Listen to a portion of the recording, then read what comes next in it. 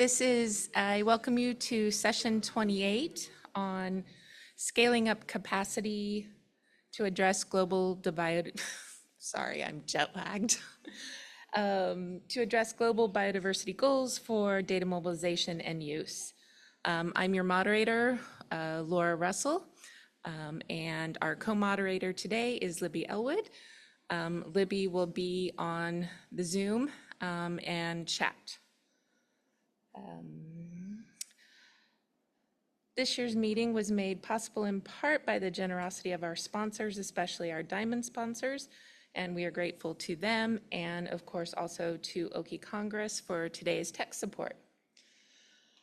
This session will be recorded for later viewing and will eventually be posted to the Spnhc and Tdwg YouTube channels. For those of you that are presenting, please speak slowly and clearly. Let's see, speakers will have 10 minutes to talk and 3 minutes of questions, and at the end, there will be 2 minutes left to transition between presenters. There is a little machine up here with lights, so when you, during your 10 minutes, the light will be green. When you get the 5 minute remaining, it will turn yellow, and then it turns red when there are only 2 minutes left, which means you have no time for questions. This symposium is split into 2 sessions. So the first session is now for an hour, and we have break, and we come back for the second part of the session. So we have 4 talks, and then we have another 5 talks, and we'll have a discussion at the end of the second session. So I hope everyone comes back for the second session as well, but I know there's a lot of competition. So we'll get started. Please, if you are online, ask your questions in the Zoom chat function, and Libby will represent you here in the room. Please use the microphone to ask questions to our speakers. So thank you, and let's get started. Our first speaker is Olivia. Yes.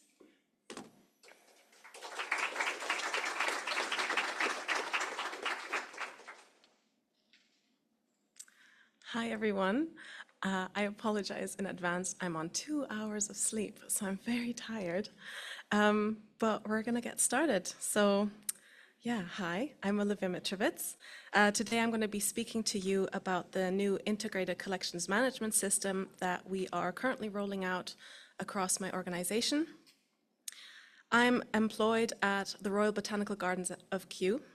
So at Kew, I'm employed as the training lead, the ICMS training lead, meaning I'm responsible for the training of all Kew staff in our new system, as well as providing supplementary training material, joining discussions on implementation on functionality, and to provide end-user support. Kew Gardens was first established as a private garden for the mother of King George III in 1759. It has since shifted from a royal leisure garden to an important scientific facility containing many important collections. My office is based at the Millennium Seed Bank at Wakehurst. This is the sister garden of Kew out in the English countryside. The seed bank houses over 114,000 seed collections and is the most biodiverse wild seed bank in the world, with more than 40,000 species. And here's a beautiful image. So Kew holds many collections for conservation and research. As you can see on the left, we are responsible for the safekeeping of over 2.5 million herbarium specimens, almost 700,000 fungi specimen, as well as an impressive economic botany collection, spirit, DNA, and tissue samples. And through the digitization project, which is currently ongoing, we have more objects being added every day, specifically herbarium objects. If you want to learn more about the digitization project, I encourage you to have a look through the schedule. There are quite a few talks about it throughout the coming days. So with the large quantity of objects that are held at Kew and Wakehurst, we're also responsible for a large quantity of data, of course, that accompanies these objects, meaning accurate, safe, and efficient storage of data is necessary. In 2018, Kew then decided to upgrade our management system or management systems, and we began our journey. So what prompted our decision for change? Most of our old data management systems were becoming a bit outdated. Many risked outdated security measures and Nagoya and data protection compliance. We had to deal with high maintenance costs. The systems didn't meet our business needs and didn't comply with future demands and plans, in particular with our digitization project, which encompassed the digitization of a few million herbarium specimen. So it was a good time to move. The systems were also lacking interconnectivity between collections, making processes disjointed. Here you can see, on top of that, the systems weren't fully self-contained. We relied on tools separate from the databases to manage data extraction, transactions, and other tasks, making them not very user-friendly. So this slide gives you a rough idea of the complexity we faced in the planning stages of ICMS. The first steps were to account for all the different collection databases, all research databases, which were upward of 20, document databases containing legal agreements, the various tools used across the collections for a variety of purposes, our data sharing websites like the seed list and the Q data portal, as well as different taxonomic backbones and other more specialized backbones like litox for poisonous plants. We then moved on to conceptualize the physical processes and their flow throughout both system and in the material. These covered activities like movement of material, both within Q and between Q and other organizations, as well as propagation events, germination testing, DNA sequencing, and a lot more. So here you can see a flow chart from just a slightly different angle. This is from an object itself. You can see the different components are tied to the object, and we've replicated this throughout all the different collections. So for example, we decided on the concept of using occurrences to link sibling and parent-child objects. The occurrence would therefore store wild provenance data, as well as taxonomic identifications, which could be shared across related objects. This saved replication of data and therefore saved server space. Changes would copy over in an instant to related objects, and linked objects were more easily found, even across collections. And with all those components in mind, we started our search for a compatible company which could support our very unique needs at Q. After thorough interviews and testing, we decided on the Finnish company EarthCape to be the most suitable for us. If you would like to learn more about EarthCape, our developer, Evgeny Maike, is, well, he's actually sitting right over there, but he's at the conference and will be holding a demo on Wednesday afternoon. So if you're interested in learning more, he's a great person to speak to. And this is what EarthCape looks like. So what you can see here is the herbarium table. So the new system was designed to store all the collections in one place, enabling users from across the organization to see, use, and store data more efficiently. As you can see, this is the herbarium table. On the left-hand side, however, you can see the navigation panel, and this lets users navigate the system, so looking at different collections, but also at different tools throughout the system.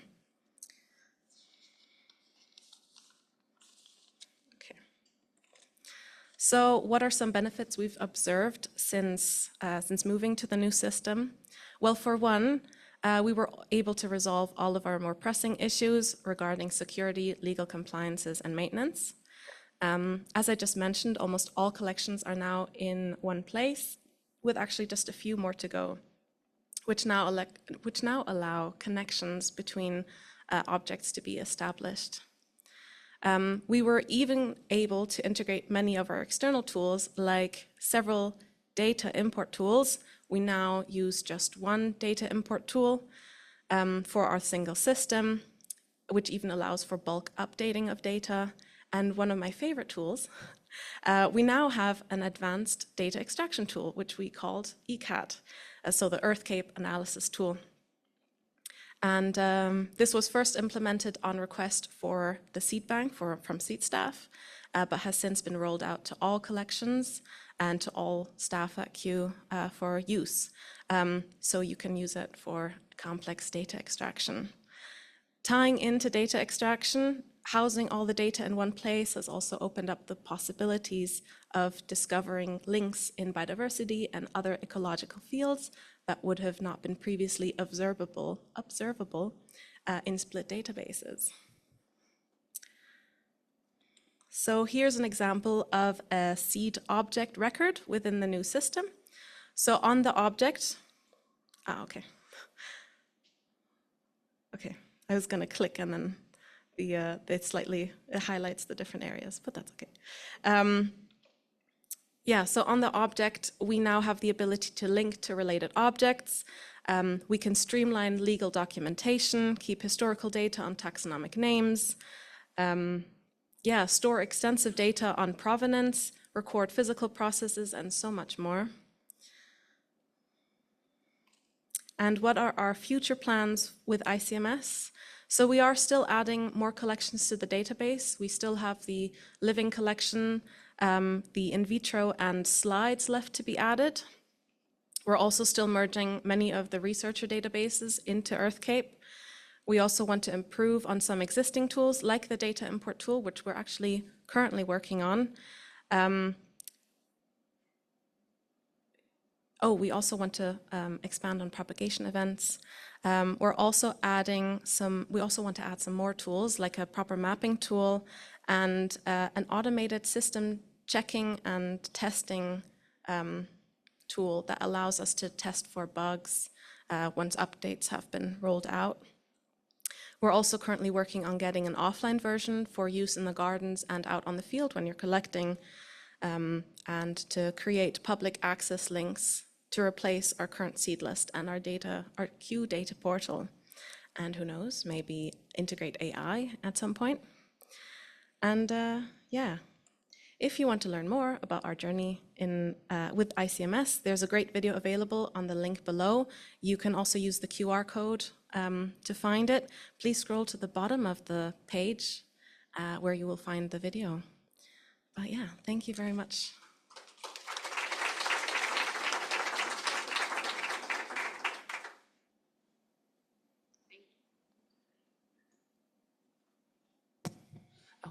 Thank you, Olivia. We have time for probably 1 or 2 questions. Yeah. I don't want to be mean. I know that you slept only 2 hours. My name is Rasa. I'm from Swedish Museum of Natural History. I have 2 questions. So did you receive any resistance from the people when you decided to merge into one database? That's one question. And the second question, how long did it take for you to move all the collections, all the data into one? Thank you. So the first question, I know there was slight hesitation. Yeah, we did have some resistance because, change can be difficult. But I think everyone's quite happy with EarthCape now. Like I said, we didn't really have much of a choice. We did have to move just because we were risking becoming outdated on a couple of more important areas. So there was some resistance, but everyone's quite happy. And because we were able to get such a customizable tool,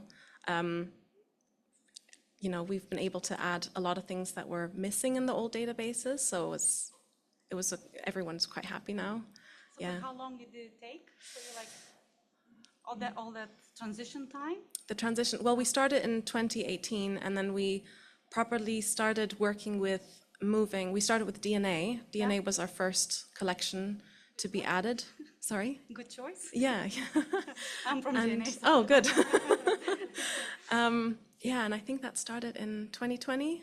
Yeah, So it's like yeah. basically 4 years or 6, Yeah. yeah, 4, 6. Yeah, so we're in our fourth year, and we're supposed to finish next year, actually. Awesome. Yeah, Thank you. Good luck. thank you. Yeah. 15 seconds? Anyone else? 10 seconds now. I think we'll do this switch over. Thank you, Olivia. Thank you.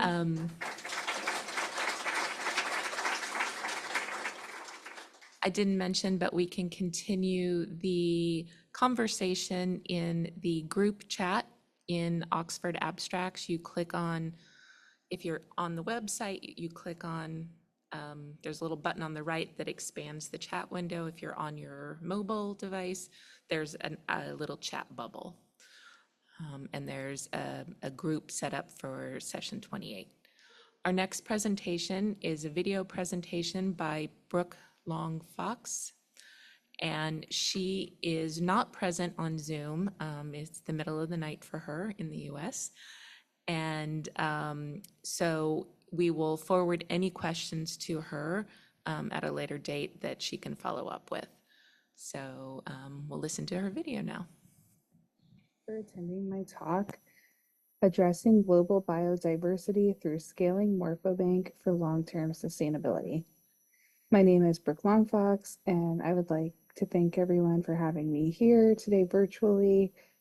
I would also like to thank my co-authors, Anna, Shreya, Maureen, and Tanya. So today I'm going to talk a little bit about Morphobank. Morphobank is, you can go to it at morphobank.org. It is a long-term repository for peer-reviewed morphological character matrices and 2D and 3D images. So phenotypic data, especially morphological data, are highly useful in systematics, taxonomy, and phylogenetics. So basically, Morphobank was created as a resource to house morphological data. It's similar to GenBank in the way that GenBank has open access sequence data. Morphobank enables scientists to share their morphological character data associated with phylogenetic matrices.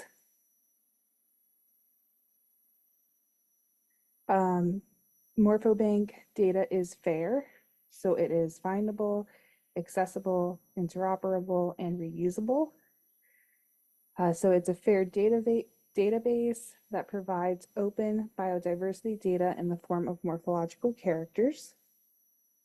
This is specifically in the form of TNT files or Nexus files.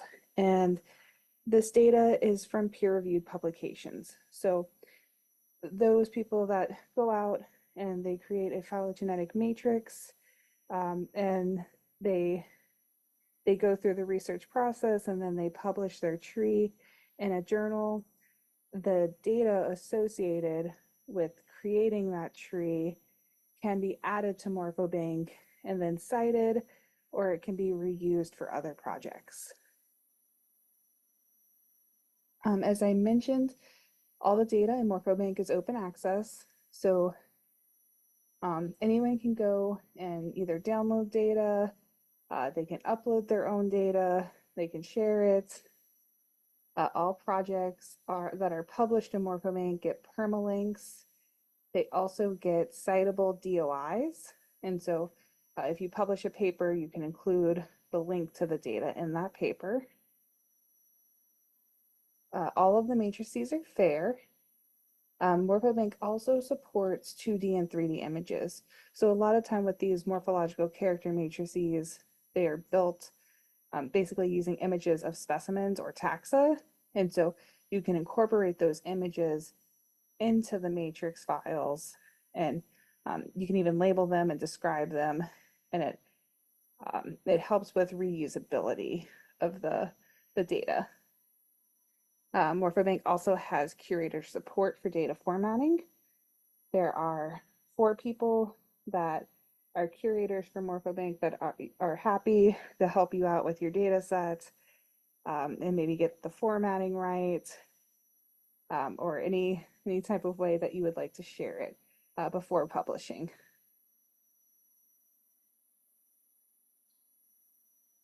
As I mentioned, the data is open access, so it can be downloaded by the public, researchers, students in the scientific community. The data can be used for educational purposes or reused for additional phylogenetic analyses. We also encourage scientists to add content in various ways, including actively working on morphological matrices in the process of their research. Or they can also just upload their data once they're done with the research, either prior to or post paper publication. Currently, Morphobank has over 1,100 phylogenetic matrices. These matrices have over 170,000 images. There are over 1,700 projects in Morphobank. These projects can be just images or include phylogenetic matrices. They are also linked to different taxa. We have over 20,000 species represented. And then the people that add the data or that are associated with the data are from over 1,000 institutions worldwide.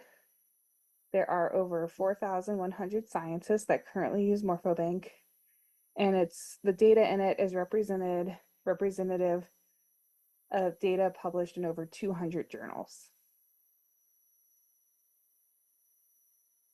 As Morphobank has been cited over 1,500 times, with increasing citation each year. So it was originally founded in 2003, and so this graph here kind of shows the increase of Morphobank use over time. And this is specifically, it's not data added to Morphobank, but it's data that was cited in Morphobank.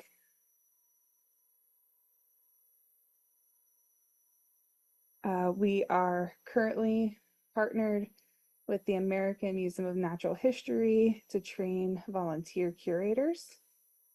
And so we have about 10 volunteer curators right now who have been helping add data to Morphobank. This data is data that was already published in scientific journals, maybe in the last 20 to 30 years. And so we've been going through looking for publications that have morphological character matrices and that those matrices were not shared, and we've been adding them to Morphobank so that way the data can be reused. We also have Morphobank workshops. These happen quarterly. They're also associated with different conferences, and so for some conferences we've had virtual and in-person workshops to train different scientists and students about how to use Morphobank for their research. And we are also currently working on transferring over 600 Nexus files from the paleobiology database to Morphobank.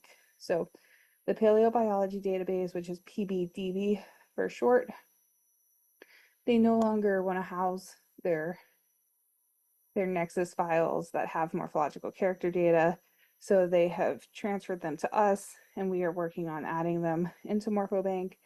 But most of these data files were missing details that describe the character states. And so we are in the process of adding those details. So it's taking a little bit of time, but we're about halfway through adding that data to Morphobank. We also have undergraduate interns from the University of California, Berkeley. These interns have been learning about the data handling process and basically how to make data fair. And we are also looking at additional funding for expanding the data sets to include traditional morphometrics and geometric morphometrics, and also potentially holding fossil calibration data. So Morphobank will hopefully be expanding to hold more data similar to character data, but basically data that's related to morphology in the future. In terms of long-term sustainability, there are a couple different ways we are working on making Morphobank sustainable. One is financial stability, and basically Phoenix Bioinformatics is a nonprofit organization in the US that has taken Morphobank and is currently basically funding the servers and keeping it running. We also have National Science Foundation support in the US, and this has been to fund the curators and fund the interns to add and manage the data. And then we also have membership support, and membership that is organizations, institutions, museums from around the world that give Morphobank money to continue to help it run. So our future depends on continued and growth of memberships. We also have technical sustainability. So we provide better performance, add longer term software stability, and enable easier additions of new features. Currently, the software code is being updated because it's 20 years old. So we're looking at an update in the next year or two for this code. And then there's scientific sustainability. So this is basically just increasing community awareness and expanding current data sets. The growth in data depth and breadth feeds into making Morphobank indispensable for research in the scientific domain. And that was a little bit about Morphobank. I would like to thank a couple people and different programs. So as I mentioned, Morphobank is supported by the U.S. National Science Foundation, 2 different grants, a DBI grant for biology, and an EAR grant for geology, and then Phoenix Bioinformatics, the nonprofit that houses Morphobank, and also membership fees from institutions and museums around the world. And I would also like to thank our software and tech team, our interns, and our American Museum of Natural History volunteers. So thank you, and please let me know if you have any questions.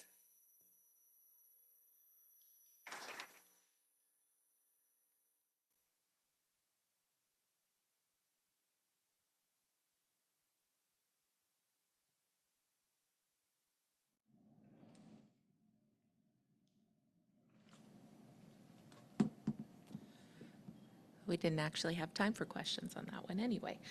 I did see there was one in the chat, so we can forward that to her, although I think she might have answered it in the presentation.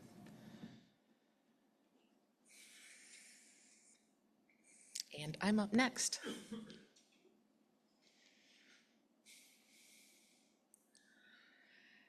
So hello again.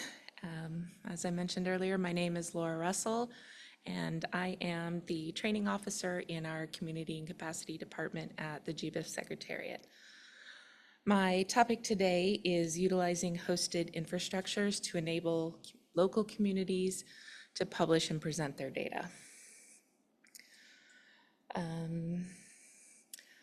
I'm presenting one of our GBIF informatics solutions that empower individuals and institutions to actively contribute within our biodiversity informatics community. Oh, I gotta click that one, not that one. 2 hands. So what is a hosted portal? I'll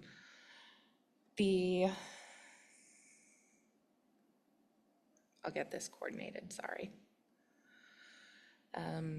To further support engagement across national, institutional, regional, and thematic levels, the GBIF Secretariat has developed a fully hosted service that provides simple, customizable biodiversity data portals to this community.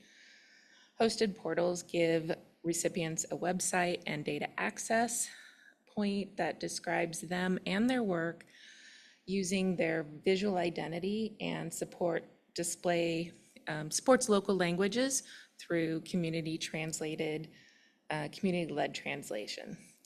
The basic functionality of the portals includes advanced occurrence data search, map and image galleries similar to those found on gbif.org, and the results in each portal are limited to either defined geographic, taxonomic, or institutional portion of the GBIF data.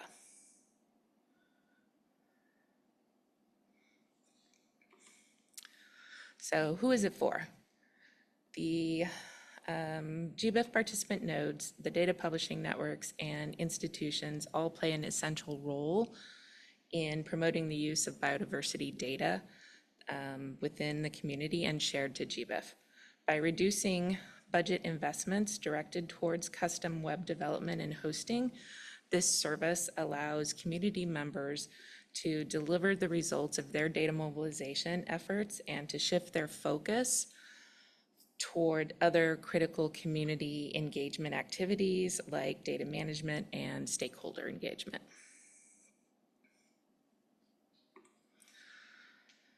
After a pilot program, the first 5 portals went live in October of 2021, and these included portals from GBIF US, a Legume data portal, so a thematic portal,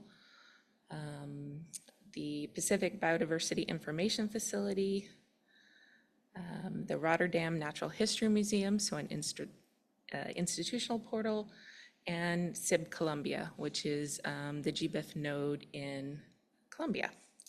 There are currently 21 hosted portals in production from GBIF participants, publishing institutions and networks, and there are 29 more in development.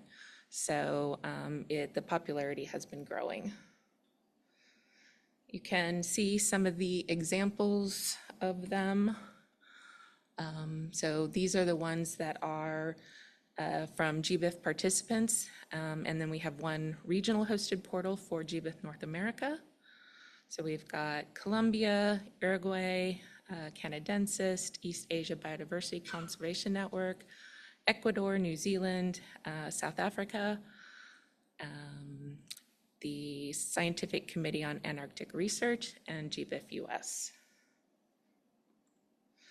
We also have institutional network and thematic hosted portals, and these include the Arctic Museum of Norway, the Beatty Museum, Disco Flanders, Disco UK, the Jardin Botanico de Cartagena. I don't even know how to pronounce that.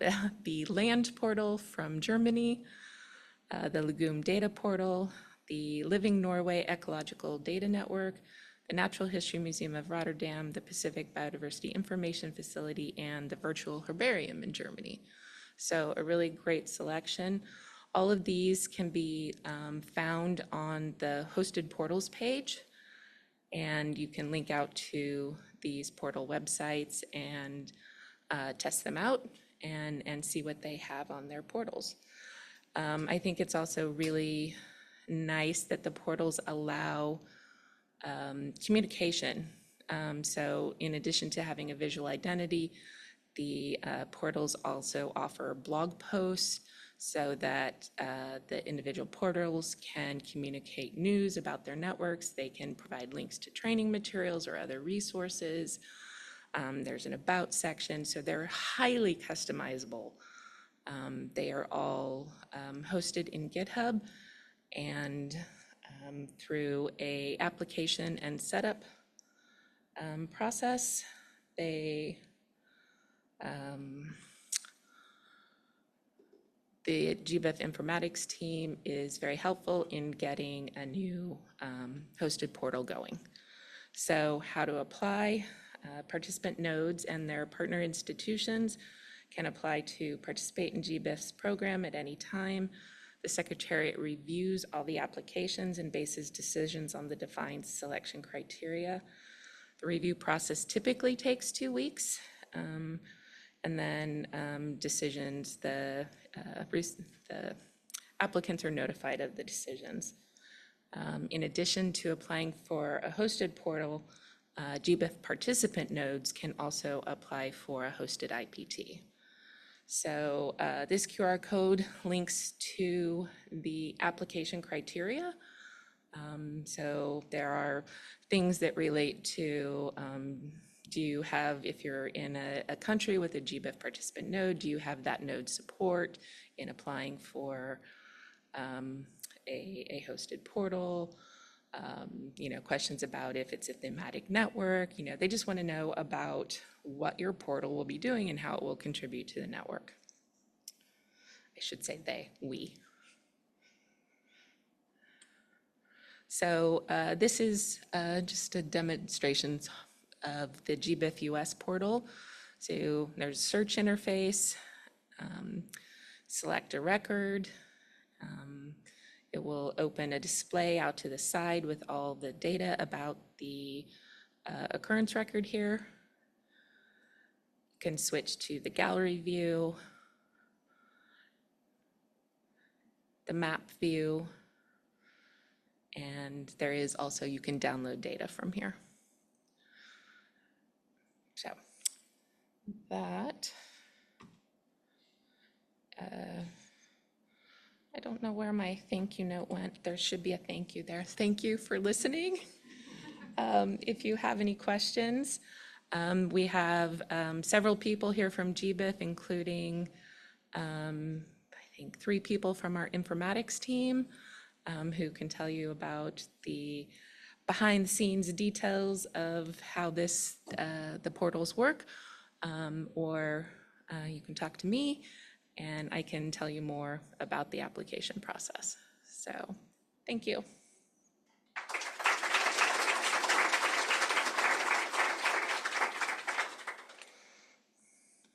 Any questions? Patricia, microphone.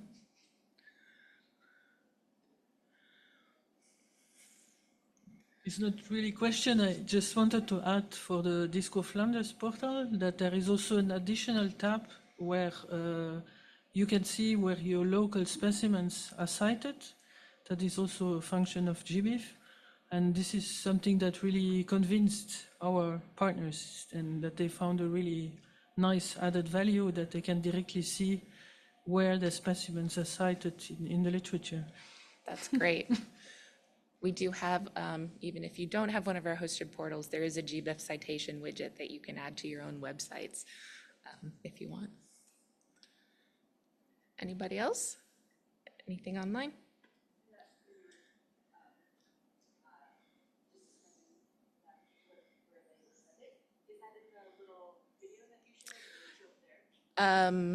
It's not in that video, or it might be.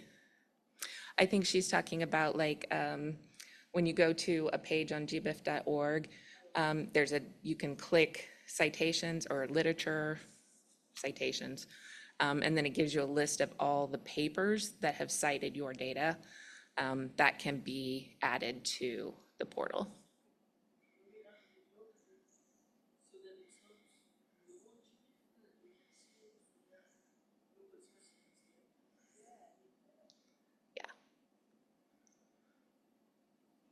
Okay, our final presentation of this first half is Chun. Is that right? Chuni. We're going to play her video, and then she will be available for questions as she is in the room.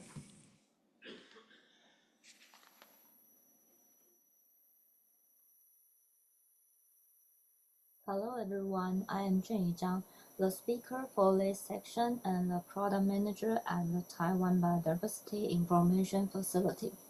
My English is not very good, and I tend to get nervous and lose track of what I'm saying. So I'm presenting this in a recorded format, although I will attend this conference in person.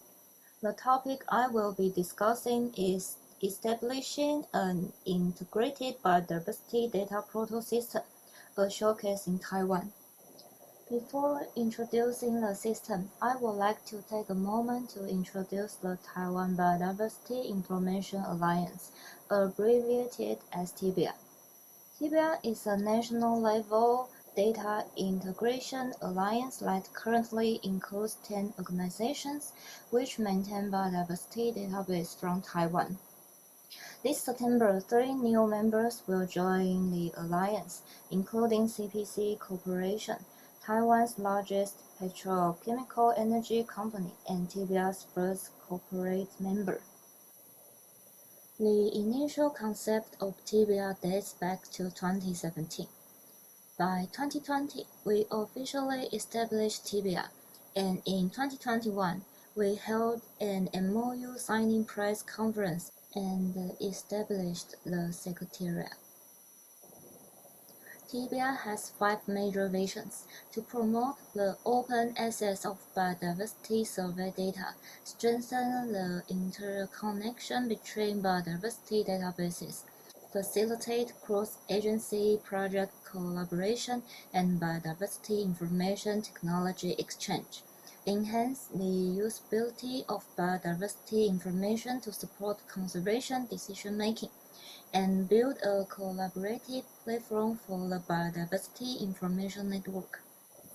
This collaborative platform is not just a system platform but also a medium for effective communication between different units. TBI is a voluntary organization and all collaboration requires a shared vision and consensus. We also use various meeting formats to bring together all partner units. The committee meetings are top-down, held at least once a year, where partner units delegate appropriate senior officers or responsible managers to attend and decide on the Alliance collaborative work for the following year. The Secretariat holds meetings at least once a month to determine the details of the Alliance work execution and propose the work plan for the next year. To gather consensus from partner units and conference support from each unit, and strengthen alignment with TBI principles, we hold a regular meeting every 4 months. Compared to the committee meetings, these are bottom-up, inviting personnel involved in practical work from each partner unit to participate, discuss the progress of the Alliance work over the past period, and share experience.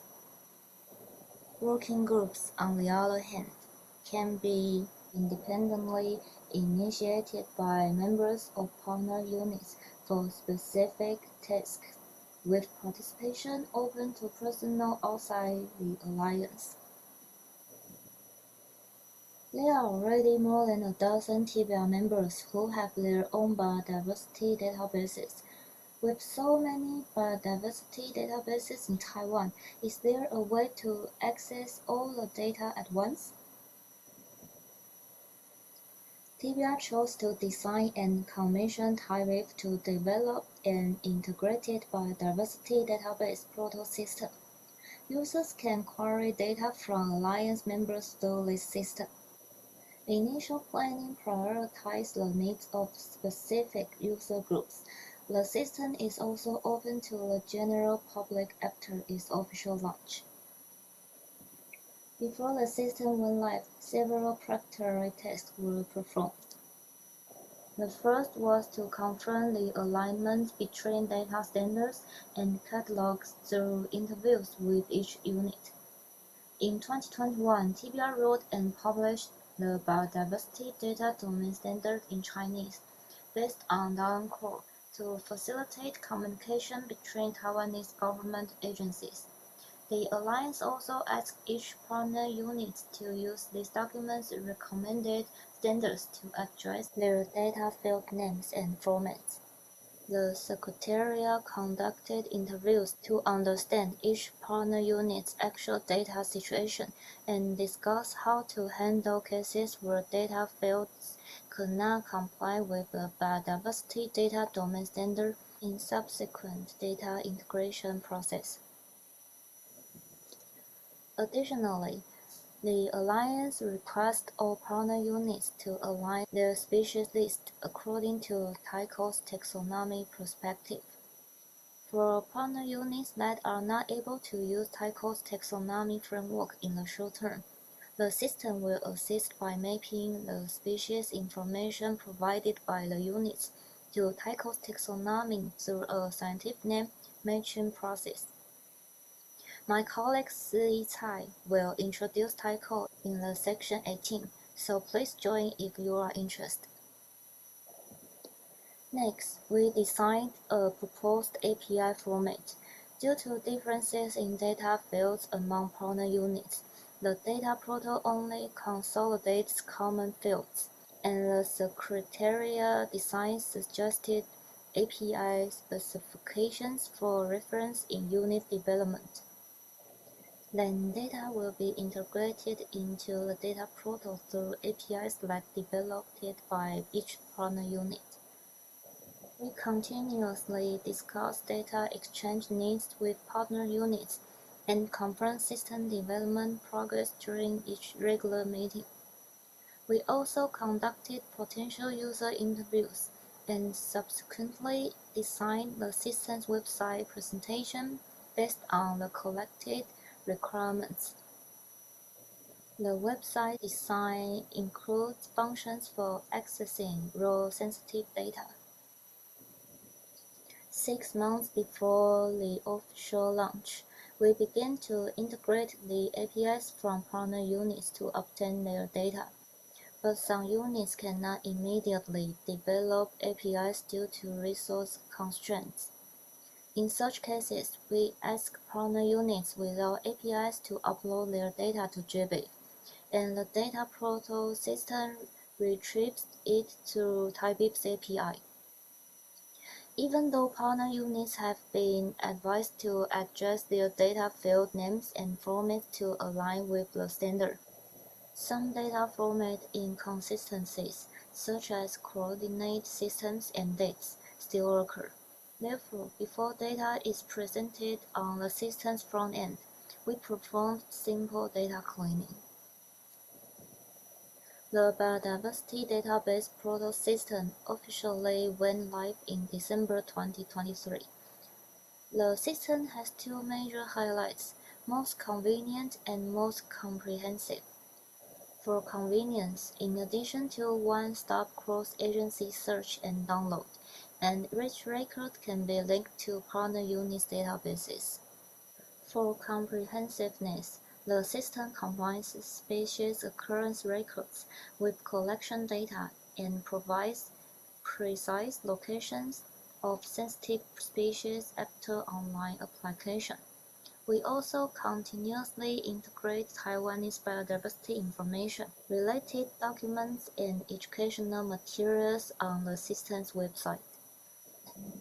Currently, the data portal has an average of 800 users per month, with 1.8 billion data queries and 40 million data downloads.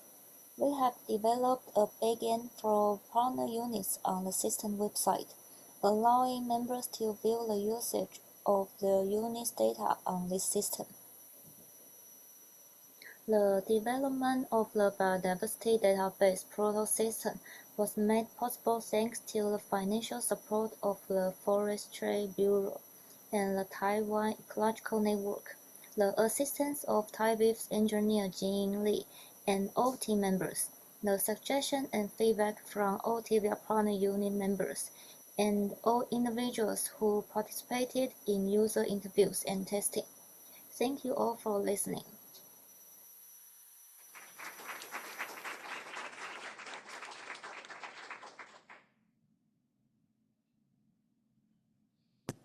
we have time for some questions.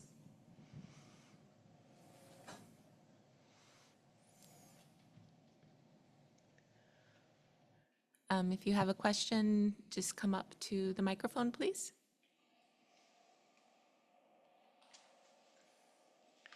Thank you very much. That is a very exciting project and talk. Thank you. I'm wondering about, did you have dedicated staff for, or do you have dedicated staff for your network? And also about your governance model. So who's doing the decisions? Are there more persistent like roles, and so how is the network working? Thank you. Thank you. Because of the same reason, I bring a robot, and he will help me to answer the questions. So if there are other questions, I will let him help me. Okay, all right. Yeah, I'm the human intelligence person here. Okay, a quick answer to the question. So I think I remember the second one now, so if I forgot the first one, please remind me. The second one is on the governing module, right? So in fact, this TBA, the Alliance, is a very special organization. We are not formal at any sense, and it's like a agreement between the partners that each partners will have some of their employees to join the network on making the network alliance work. So we did form a secretariat. That is the people who will decide on the most usual things. And in the secretariat, there's like a lead community leader, and that is elected by all partners. And then all the decisions are done in the secretariat. Yeah. So, but yeah, I think the first one is like what kind of organization we are. Oh no. So all staffs are from the partners, and it's somehow like a volunteer thing in a government, which is quite special. In some interviews, they said we are more like we are people from the government institutes, but we are acting more like an NGO. So, yeah.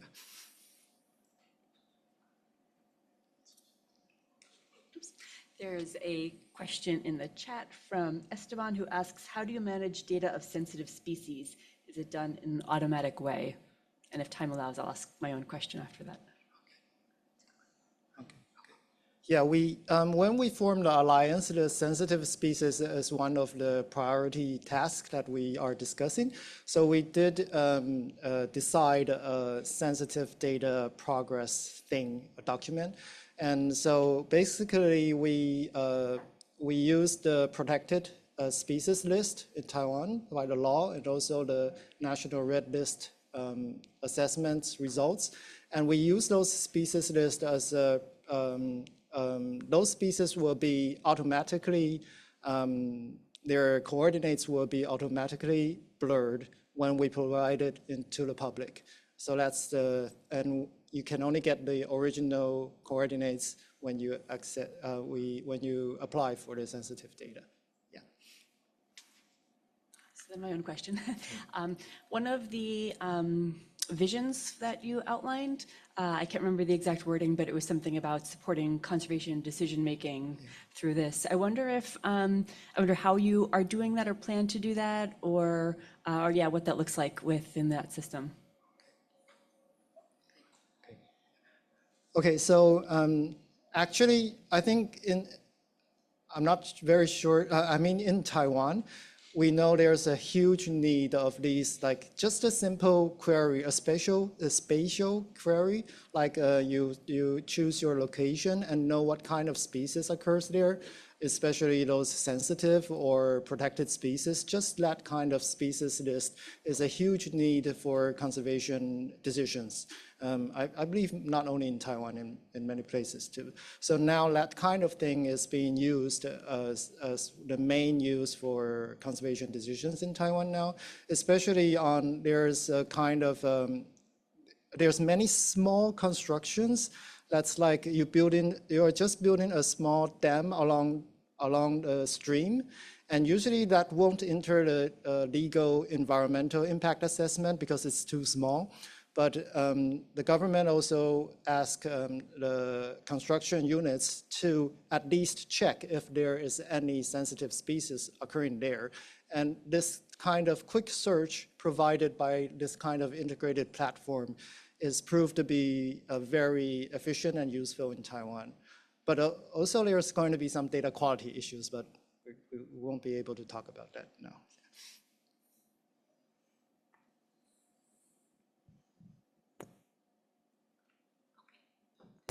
Okay, I think that is all. Thank you very much. Thank you to our other speakers. These first 4 talks in this capacity symposium are more along the lines of informatics solutions. And when we go into the next session, we'll be talking